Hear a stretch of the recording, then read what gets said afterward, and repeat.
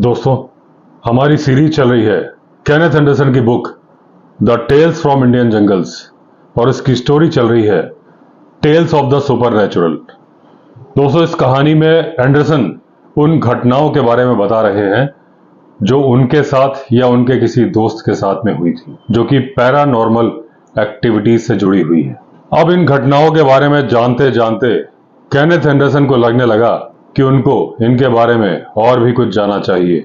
उनका दोस्त जो कि काला जादू करता था, वो उसके पास गए और बार बार बोलते थे कि इसके बारे में गहराई से मुझे बताओ, लेकिन उनके दोस्त ने मना कर दिया। लेकिन एंडरसन बताते हैं कि कुछ लोग जो मुझे जानते हैं वो ये जानते हैं कि अगर मुझे कोई बात मना करी जाए तो मैं और ज्यादा उसके पीछे पड़ जाता हूं, और मैं इतना ज्यादा परसू करता रहा कि मेरे दोस्त ने मुझे अपने काले जादू के संसार का साथी बना लिया। अब उस दोस्त ने एंडरसन को चांदी का आमलेट दिया। वो अभी भी एंडरसन पहनते हैं और उसको किसी को भी छूने की इजाजत नहीं है। उसके बारे में ज्यादा जानकारी ये दे नहीं सकते क्योंकि इन्होंने शपथ ली है, लेकिन जितनी जानकारी ये दे सकते हैं वो दे रहे हैं। अब इसके लिए सबसे पहले एक कब्रगाह में जाना पड़ेगा। पुरानी कब्रगाह जितनी पुरानी होगी उतनी अच्छी। रात होनी चाहिए अमावस्या की। जो इसकी पूजा कर रहा है उसे अकेले जाना चाहिए। उसके पास होना चाहिए एक काला मुर्गा और एक चाकू। अब अगर कोई व्यक्ति मुर्गे की गर्दन नहीं काटना चाहता तो उसे सुअर की आंतें, लीवर वगैरह लेके जाना होगा। अब कब्रगाह में पहुंचने के बाद वह व्यक्ति कपूर वगैरह से पूजा करेगा। उसके बाद काले मुर्गे की गर्दन काट देगा, उसके पंख वगैरह निकालेगा, छोटे छोटे पीसेस कर देगा उंगली के आकार के। अगर वो सुअर की आंतें और लिवर लेके आया है उन्हें भी छोटे छोटे पीसेस में काट देगा।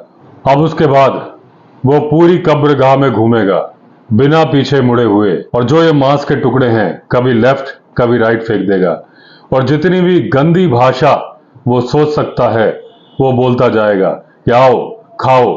ऐसा करने से आत्माएं उस तरफ आकर्षित होती हैं।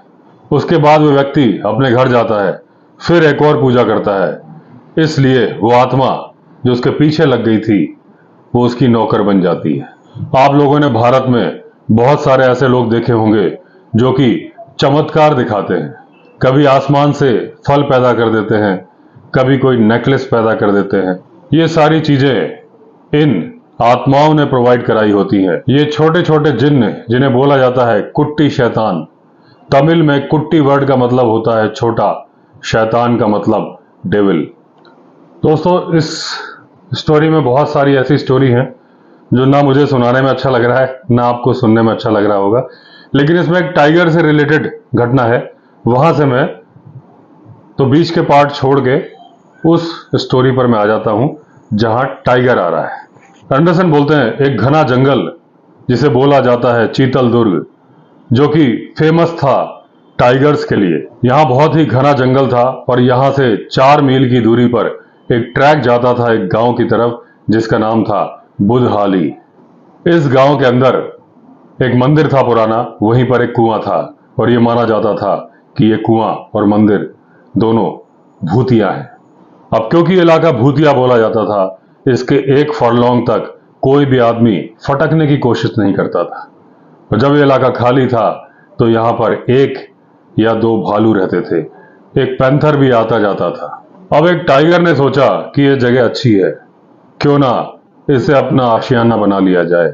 और जब टाइगर आ गया तो भालू और पैंथर ने पतली गली से या फिर किसी सुरक्षित ठिकाने की तरफ निकलने में ही अपनी भलाई समझी, क्योंकि दोनों में से कोई भी दुनिया से विदा नहीं होना चाहता था।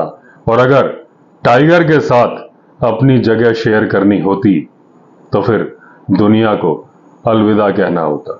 लेकिन टाइगर वहां आता था, कुछ दिनों बाद चला जाता था क्योंकि उसकी बहुत बड़ी टेरिटरी होती है। फिर वो कुछ महीनों बाद आता था, फिर चला जाता था। जब वो चला जाता था तो भालू और पैंथर आ जाते थे, और जब टाइगर आ जाता था तो भालू और पैंथर चले जाते थे। अब कुछ दिनों बाद एक गांव वाला गायब हो गया, सांपिघे हल्ली गांव से। और कुछ दिनों बाद दूसरा गांव वाला बुधहल्ली गांव से गायब हो गया। अब ये लोग कहां चले गए किसी को कुछ नहीं मालूम था। और जनरली भारत के गांव वाले अपना जन्म स्थान छोड़ना नहीं चाहते, और छोड़ते हैं तो बता के जाते हैं। ये बिना बताए चले गए थे, इसलिए तरह तरह की बातें होने लगी। सबको लग रहा था कोई बड़ी दुर्घटना हुई है। इस टाइम पर एक बड़ा टाइगर जो कि दुस्साहसी था, दुस्साहसी इसलिए कि दिन में चरवाहों के सामने उनके पशुओं के झुंड पर वो बड़े ही बोल्ड तरीके से हमला कर देता था। किसी से डरता नहीं था, आसपास के इलाके में रहता था, और ज्यादातर उसने मंदिर में शरण ली हुई होती थी। ये मालूम चलता था उस टाइगर के पग मार्क से। वो जब जाता था उसके भी पग मार्क मिलते थे। शिकार करने के बाद जब मंदिर वापस आता था तो पुराने पग मार्क के ऊपर ही नए पग मार्क छपे होते थे। अब गांव वालों को लग रहा था कि उनके दो साथियों को इस टाइगर ने ही खाया है जो कि मैन ईटर बन चुका है।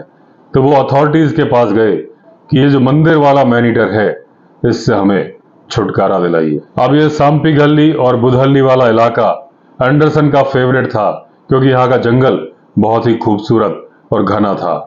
इनके दोस्तों ने इनको लेटर लिखा कि यहाँ आइए और मैन ईटर से छुटकारा दिलाइए।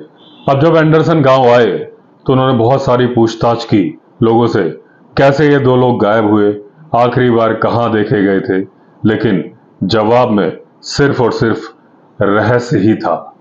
अब सारा चक्रव्यूह एक लड़की के आसपास घूम रहा था, और ये कहा जाता था कि दोनों एक लड़की के दीवाने थे।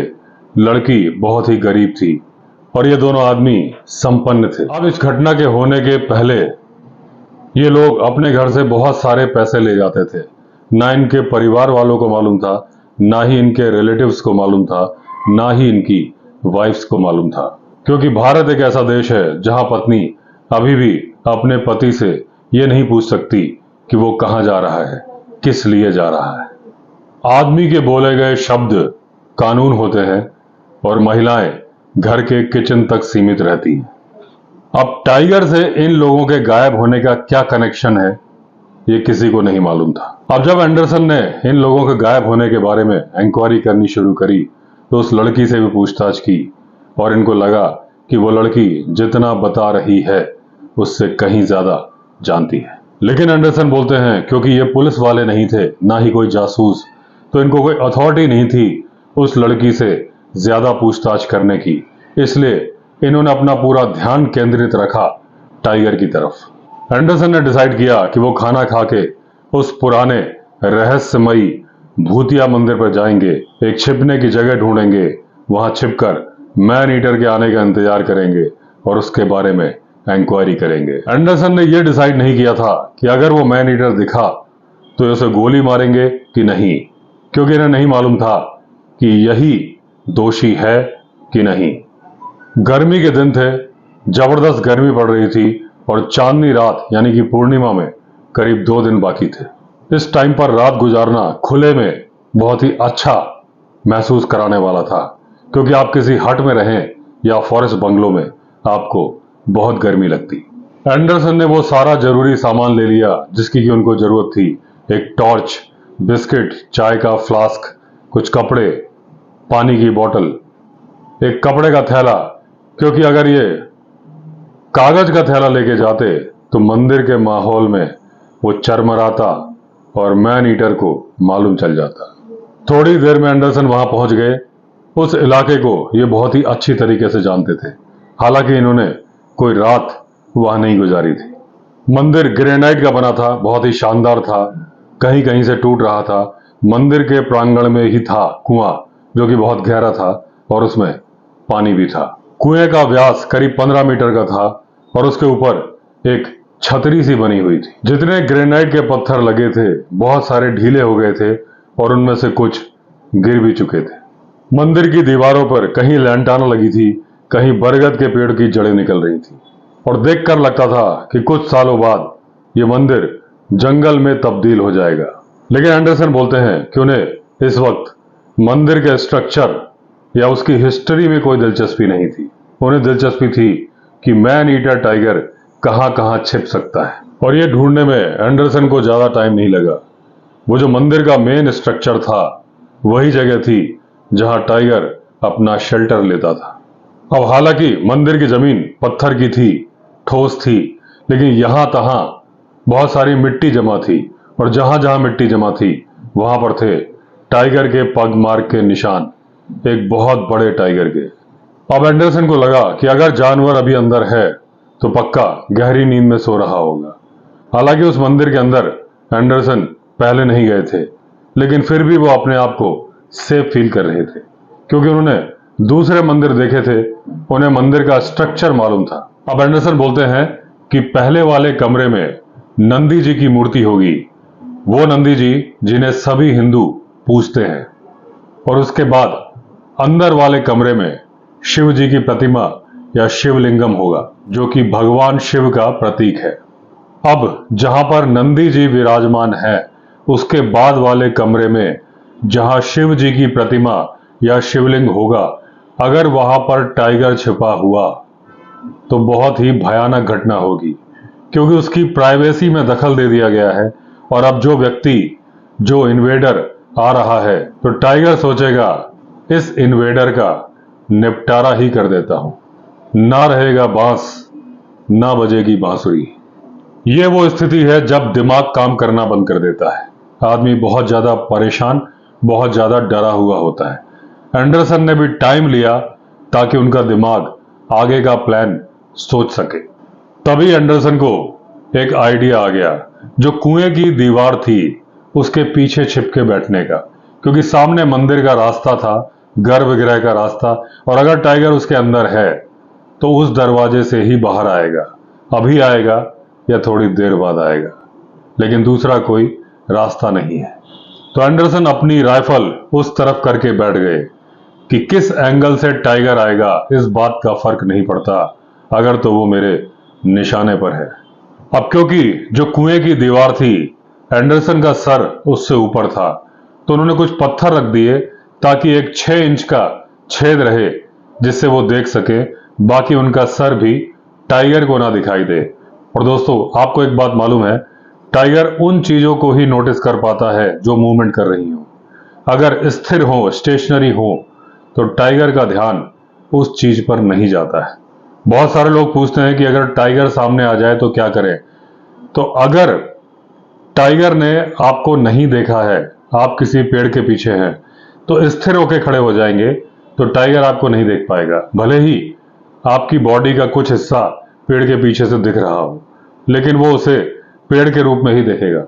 अगर आप वहां से मूवमेंट करेंगे तो टाइगर को आपकी पोजीशन पता चल जाएगी। दोस्तों, मैंने हमेशा अपने वीडियो में बताया है कि अगर आप जंगल में कभी ऐसी पोजीशन में आ जाए कि किसी खतरनाक जानवर से आपका सामना हो गया लेकिन उस जानवर ने आपको देखा नहीं है, तो सबसे बढ़िया तरीका है कि वो देखने ना पाए, उसके पहले ही संभल के आप निकल जाएं, उसकी निगाह में ना आए, पहला तरीका।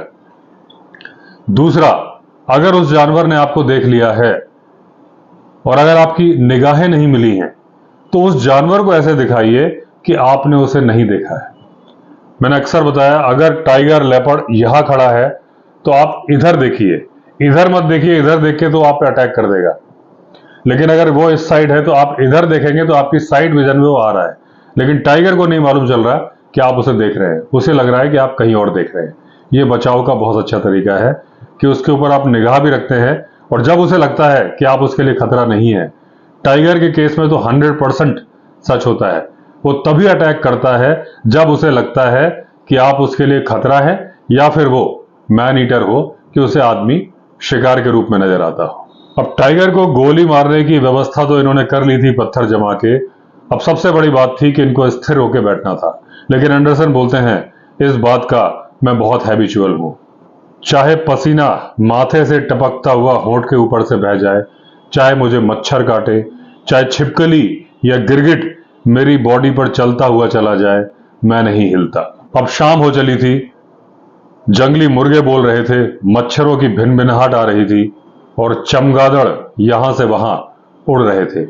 अब एकदम घुप अंधेरा था। थोड़ी देर बाद चंद्रमा निकल आया तो अंधेरे को चांदनी की वजह से रोशनी मिल गई। अब वो मंदिर का दरवाजा, उसकी एंट्रेंस साफ नजर आ रही थी। अब जब अंधेरा आया था और चंद्रमा आया था, उसके पहले का जो अंधेरा था उसमें एंडरसन को बहुत ठंड लग रही थी। अब ये वो वक्त था जब एंडरसन ने सीटियों की आवाज सुनी। पहले एक सीटी की आवाज आई, फिर दूसरी, फिर तीसरी। अब जो सीटी की आवाज आ रही थी वो कुएं के अंदर से आ रही थी और एंडरसन को गुस्सा आ रहा था कि कौन आदमी है जो मुझसे पहले आके कुएं के अंदर बैठ गया है। मैं बिना हिले डुले पसीने से तरबतर बैठा था कि टाइगर को मालूम ना चलने पाए, और अब जब टाइगर के निकलने का टाइम हुआ है तो कौन मूर्ख है जो सीटी बजा के सारा खेल खराब कर रहा है। अब एंडरसन सोच रहे थे कि क्या इस तरह से बिना हिले डुले बैठना ठीक रहेगा, क्योंकि जैसी सीटी की आवाज मैंने सुनी है उससे बढ़िया सुन ली होगी टाइगर ने, और जब उसे मालूम है कि बाहर कोई आदमी है तो क्या वो निकलेगा। लेकिन फिर एंडरसन ने सोचा कि हो सकता है वो निकले, क्योंकि ये मैन ईटर है और इसे मालूम चलेगा कि बाहर आदमी है, यानी कि उसका शिकार है। अभी 15 ही मिनट बीते थे कि फिर से 3 सीटियां आई, 1 2 3। फिर सन्नाटा छा गया। अब एंडरसन सोच रहे थे कि मैं उठूं और देखूं ये कौन है जो सीटी बजा रहा है और इसका इलाज करूं। तभी मंदिर के एंट्रेंस के पास एक धुंधली सी आकृति एक तरफ चली गई, फिर वापस आई, फिर दूसरी तरफ चली गई। अब उसकी क्लियर आकृति नजर आई, ये था एक टाइगर। अब टाइगर को नहीं मालूम था कि एंडरसन वहां पर हैं, क्योंकि उसने एंडरसन की तरफ ध्यान से देखा नहीं था, इधर उधर देख रहा था, फिर अपना अगला पैर चाट रहा था। जब वो अपनी खुरदुरी जीभ से अपना पैर चाट रहा था तो जो खरखराहट की आवाज थी उसको एंडरसन साफ साफ सुन पा रहे थे। लेकिन फिर 3 सीटियां आई, 1 2 3, और हर सीटी पहली से ज्यादा तेज थी। अब एंडरसन ने सोचा कि खेल खराब हो गया। टाइगर ने सीटी सुन ली होगी, पक्का वो मंदिर के अंदर घुस जाएगा।